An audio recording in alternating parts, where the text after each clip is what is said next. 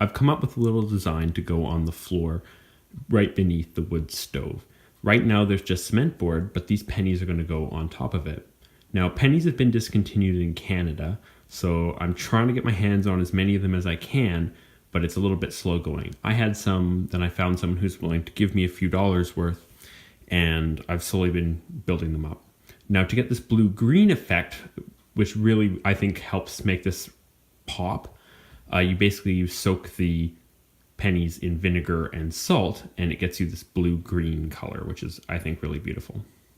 So you start off with just a plate and some paper towels, and I've just doubled them up.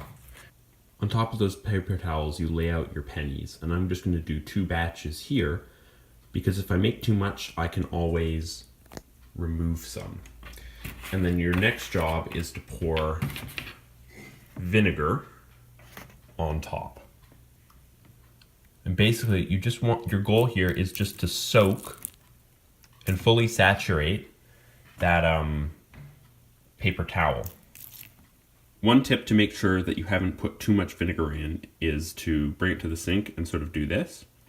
And if vinegar runs off the side, then you've used too much. What the vinegar does is it's going to eat away the outside layer of oxidization on these pennies. Now if we add salt, we're going to get this really cool blue color. Just go nuts with this.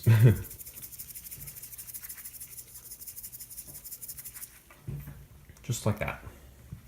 So you can see if we get them really close, the salt, and you can already see on these pennies here, the vinegar beginning to work. Now, you just leave these overnight. It takes a while, guys. That's just the nature of it. Word of warning if you do this process for yourself.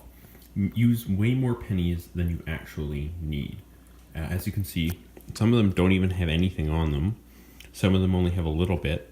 And if you want a really good one, like this one here, or that one, where it's a really deep blue that covers it, you're going to have to do hundreds of these in order to get any significant amount of them. It's a really inconsistent process. So I've made maybe 10 plates worth of pennies, and I'm still thinking of doing more. So I've removed the slate that used to be beneath the wood stove, and I'm going to replace it with one of my favorite projects that I have planned for the van. But beneath the slate is this concrete board, and this is a really good idea, but these little bits weren't glued down, they were just loose. So I put down some construction adhesive beneath them, and I'm putting them in place so that they'll stay permanently bonded. I've done my best to level the concrete boards beneath it. There was some sort of mudding adhesive stuff on it, and I chiseled that off because it wasn't doing anything except causing lumpiness. So now that it's as clean as I can get it, it's time to add a layer of aluminum over top of it. This is the old sheathing that was on the ceiling of the van that's just aluminum with a bit of a bumpy texture to it. So what I'm going to be doing is I'm going to be cutting a rectangle out of this that will fit on underneath of the wood stove, and then I will be painting it a copper color because this is going to be the background to the art piece. I've cut the sheet metal to size. Now I'm going to try and bend the edges down to form a lip. So I've just taken a hammer and I've curved the edge down over top of this board. I now need to do it to the other 2 edges.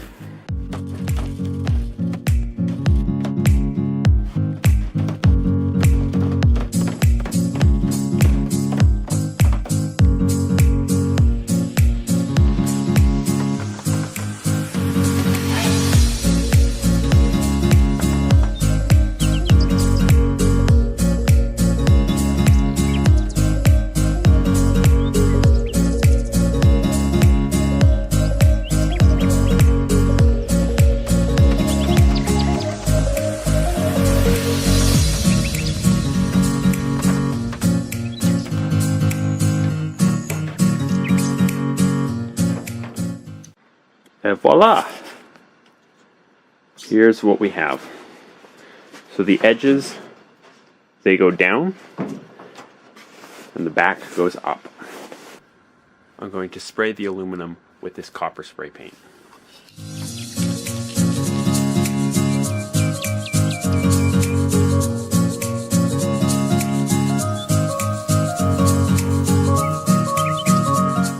So I've got the faux copper base plate put beneath the stove at the moment, and that was a really difficult thing to do. Me and my dad kind of lifted up the stove and shimmied it underneath, and then those little curved bits sink over the concrete and bring it down. But this one here needs a little bit of shimmying in place. We didn't quite get it perfect. It still needs a little bit of adjustment in order to fit perfectly. I didn't want to bother him too much. It was a real pain getting it underneath of the stove, and these fine adjustments are just something that I can do on my own. It took a little bit of maneuvering, but the edges are now perfectly lined up. And the back bit that lips up, I've just screwed in place where there were already existing holes in the metal. So I've just laid out the first row of dark pennies, which form this front border. When seen from up here, you can see how daunting this project really is. It's going to take a lot of pennies, but I've already worked out the design, so I know that I just need to put it down here. There's 38 of these across. I wanted to lay them out, make sure that I've got the design exactly right, but I won't actually glue anything down until the morning.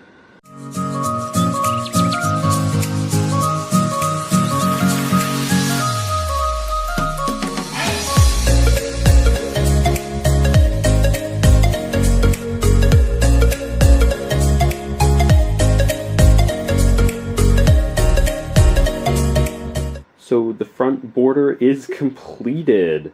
That took me way longer than I thought it would.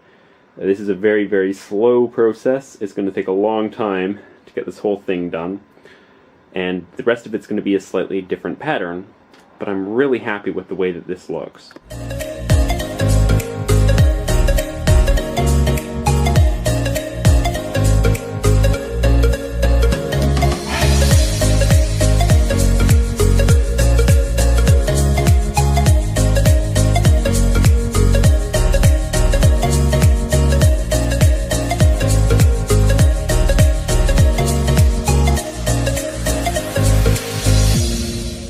I'm so happy with the way that this is looking. It's exactly the way that I wanted it to.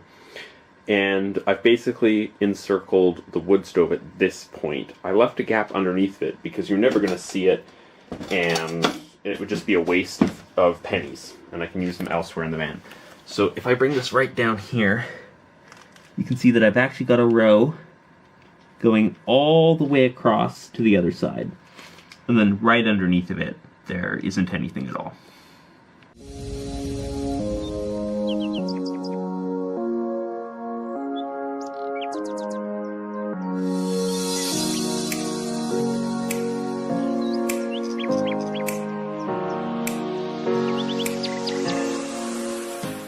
It's finally fully completed, and my back is so thankful that it's finished. 3 days of crawling around on the floor placing pennies, and this is the result. I am so incredibly happy with it, though. It looks absolutely fantastic, better than I thought it would, and this is going to be a really, really cozy part of the van.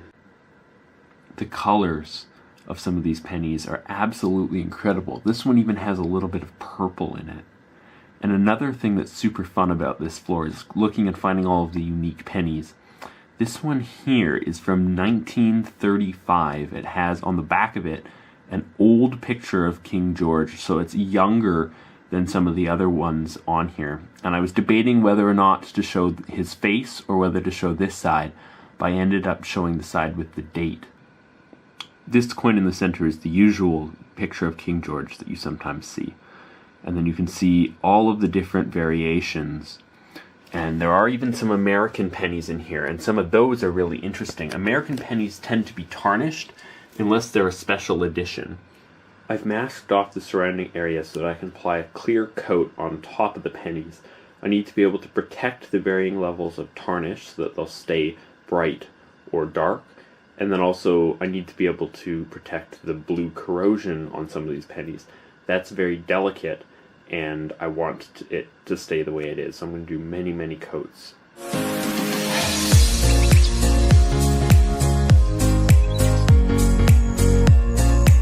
So the spray has really made the pennies pop, And if it was only the dark and bright pennies, I would recommend it. But basically, it isn't forming enough of a layer on top of the corroded pennies. Basically, that stuff is still very delicate, and because things will be going on top of this floor, I need it to be more sturdy.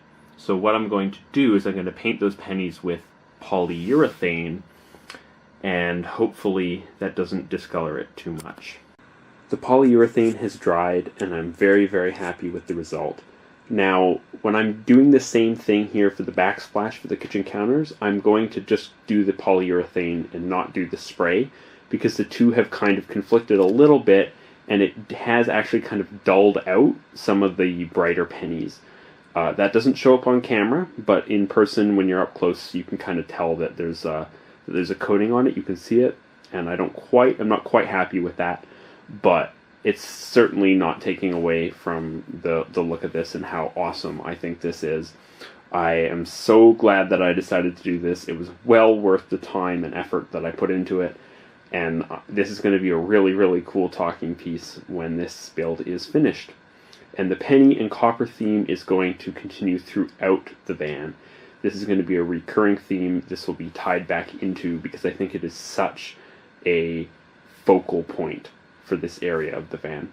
So I want to thank you guys so much for watching this video. If you try something like this, please, please, please let me know. I think that these pennies look absolutely fantastic. It's a really cool way of doing a little bit of quirky decor. It doesn't need to be in a van if you guys do it. I'd just love to see anything done with this at all. I think it's fantastic. Alright, so I will see you guys in the next video. Thank you so much for watching.